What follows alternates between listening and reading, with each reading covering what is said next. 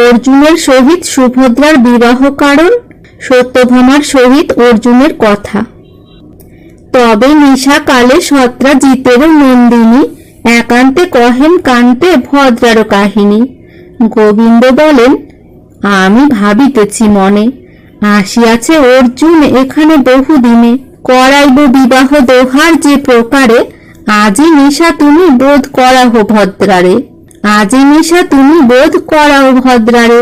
সত্যভামা বলে, নহে বিলম্বের কথা, আজি নিশা পার্থ বিনা মরিবে সর্বথা। গোবিন্দ বলেন, যে আমার সাধ্য নয়, কর গিয়া যে মতে সংকট নাহি হয়। কৃষ্ণের আদেশে চলিলেন সত্যভামা, সুভদ্রা লইয়া যথা পার্থ মহাধামা।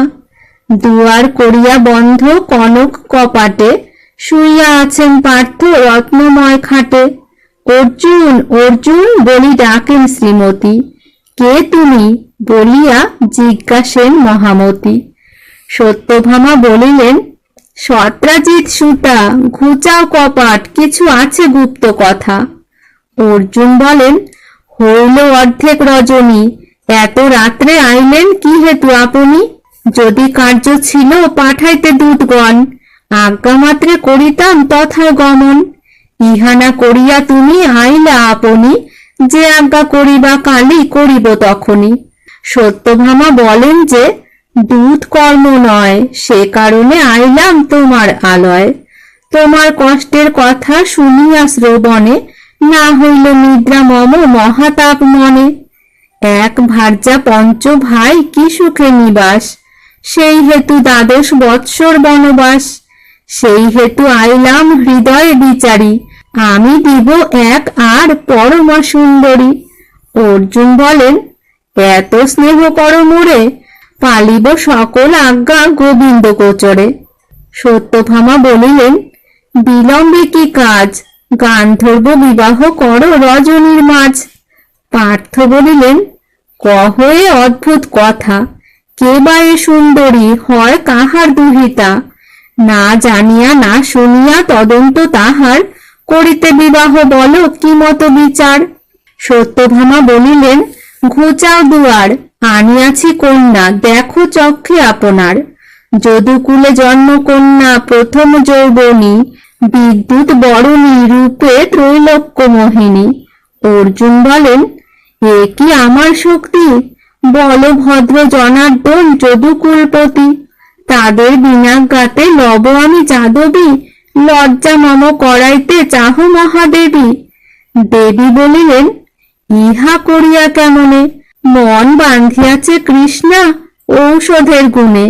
পাঞ্চালের কন্যা জানে মহৌষধি গাছ, তিল আধ পঞ্চ স্বামী নাহি ছাড়ে পাঁচ। লোভেতে নারদ বাক্য করিয়া হেলন, দ্বাদশ বৎসর ভ্রমিতেছে বনে বন। ইহাতে তোমার লজ্জা কিছু নাহি হয়, কি মতে করিবা হেন দ্রৌপদীর ভয়। পার্থ বলিলেন, দেবী নিন্দহ দ্রৌপদী, ত্রিজগৎ মধ্যে খ্যাত তব মহৌষধি। 16 সহস্র যে আছো অষ্টপাট রানী, সবা হইতে কোন গুণে তুমি সোহাগিনী। অপুত্রা কি রূপহীন হীন কুলে জাত, রূপমিনী প্রভৃতি করি পাট রানী সাত। ঔষধের গুণে হরি তোমারে ডরান, তোমার সাক্ষাতে চক্ষে অন্ন নাহি চান। দিব্য রত্ন বসন ভূষণ অলঙ্কার, যেখানে যা পান কৃষ্ণ সকলই তোমার। অন্য জনে দিলে তুমি পরাণ না ধরো, কহ মহাদেবী ইহা কোন গুণে করো। রুক্মিণীরে দেন কৃষ্ণ এক পারিজাত, তাহাতে করিলে যত জগতে বিখ্যাত। জন্মেজয় বলিলেন মুনিরে তখন, কহ মুনিবর পারিজাতেরও কথন। কি হেতু হইল দ্বন্দ্ব রুক্মিণী সহিত, শুনিবারে ইচ্ছা হয় ইহার চরিত। পারিজাত হরণ বিবরণ। এককালে নারায়ণ বিহার কারণ, রৈবতক পর্বতেতে করেন গমন। হেনকালে নারদ তথায় উপনীত, বাজাইয়া বীণা গান কৃষ্ণ গুণগীত। পারিজাত পুষ্প ছিল বিনায় বন্ধন, গোবিন্দের হস্তেতে দিলেন তপোধন। পরম সুন্দর পুষ্প দেবের দুর্লভ, যোজন পর্যন্ত যায় যাহার সৌরভ। দেখিয়া আনন্দযুক্ত হইয়া হৃষিকেশ, পুষ্প দিয়া রুক্মিণীরে করেন সুবেশ। এতে রুক্মিণী দেবী ত্রৈলোক্য মোহিনী, পারিজাত সুবেশে শোভিল সবাজিনী। নারদ ক্ষণেক করি কথোপকথন, বিদায় হইয়া চলিলেন তপোধন। কলহে আনন্দ বড় ব্রহ্মার নন্দন, পথে মুনি যাইতে চিনতেন মনে মন। সত্যভামা অগ্রে কহি পারিজাত কথা, শুনিয়া কি বলে দেখি সত্রাজিৎ সুতা। এত চিন্তি গিয়া মুনি দ্বারকা ভবন, সত্যভামা গৃহে উপনীত সেই ক্ষণ। মুনি দেখি সত্যভামা করিয়া বন্দন, পাদ্য অর্ঘ্য অর্পিলেন বসিতে আসন।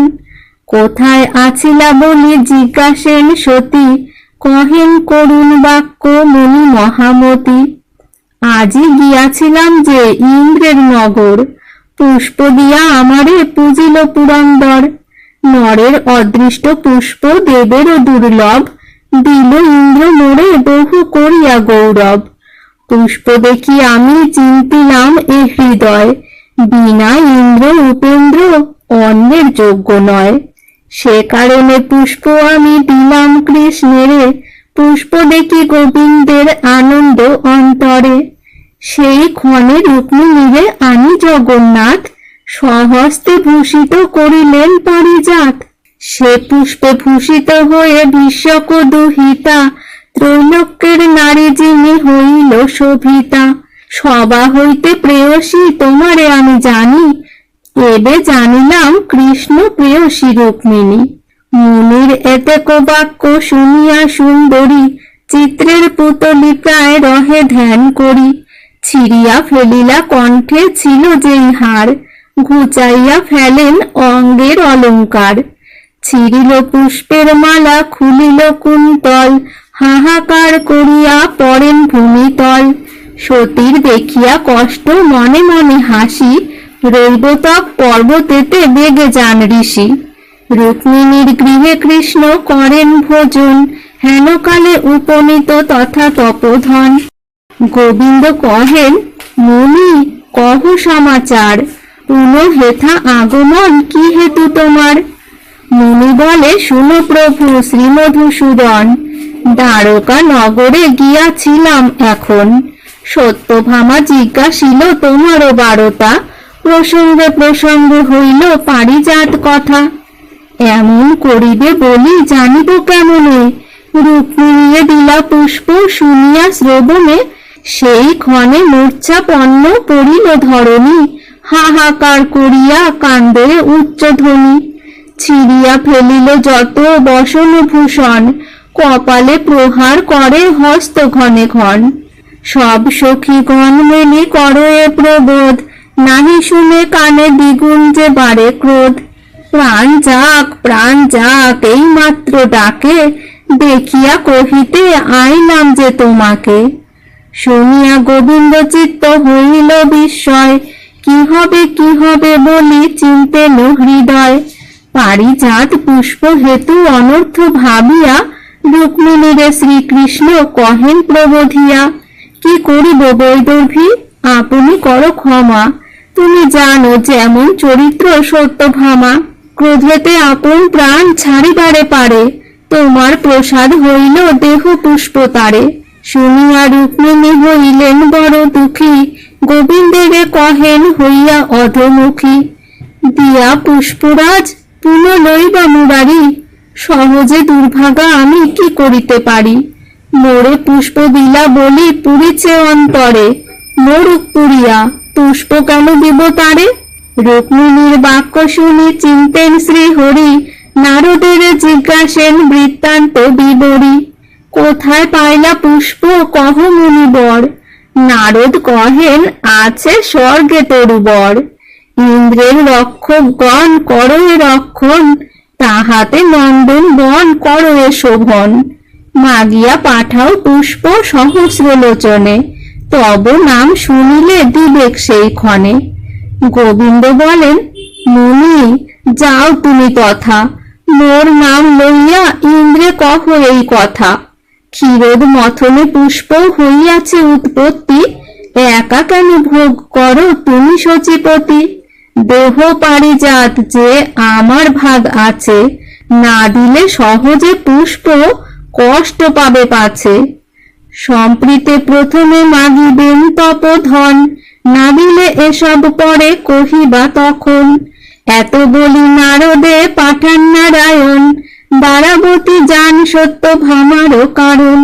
মহাভারতের কথা অমৃত লহরী, কাশীদাস কহে সাধু পিয়ে কর্ণ ভরি।